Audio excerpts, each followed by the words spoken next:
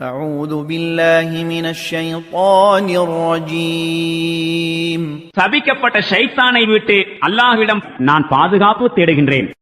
يا أيها الذين آمنوا لا تدخلوا بيوت النبي إلا أن يؤذن لكم إلى طعام غير ناظرين إناه ولكن إذا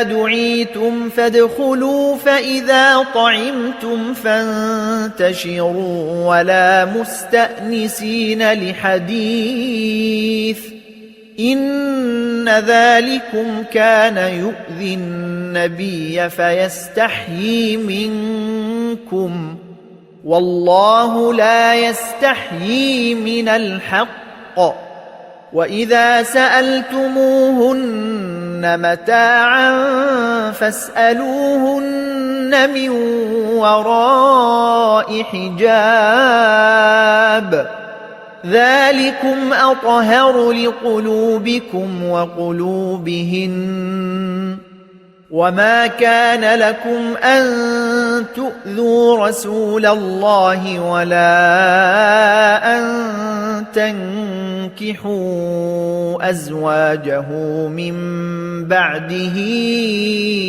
أبدا إن ذلكم كان عند الله عظيما. நம்பிக்கை கொண்டவர்களே, நபியின் இல்லங்களில் அனுமதியின்றி நுழையாதீர்கள். உணவு தயாராகும் நேரத்தை எதிர்பார்த்து கொண்டும் இருக்காதீர்கள். ஆனால் நீங்கள் உணவு உண்பதற்கு அழைக்கப்பட்டால் அவசியம் செல்லுங்கள். சாப்பிட்டு முடிந்ததும் பிரிந்து சென்று விடுங்கள். பேசிக் கொண்டிருப்பதில் ஈடுபட்டு விடாதீர்கள். உங்களுடைய இச்செயல் நபிக்கு வேதனை அளிக்கின்றது. ஆயினும் வெட்கத்தின் காரணத்தால் உங்களிடம் அவர் எதுவும் சொல்வதில்லை. ஆனால் அல்லாஹுவோ சத்தியத்தை கூற வெட்கப்படுவதில்லை. நபியின் மனைவியரிடம் நீங்கள் ஏதேனும் கேட்க வேண்டுமென்றால் திரைக்கு பின்னாலிருந்து கேளுங்கள். உங்களுடையவும் அவர்களுடையவும் உள்ளங்களின் தூய்மைக்கு இதுவே ஏற்ற முறையாகும்.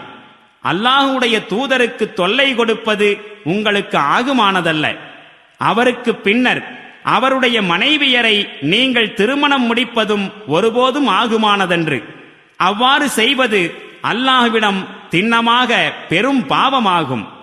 إن تبدوا شيئا أو تخفوه فإن الله كان بكل شيء عليما.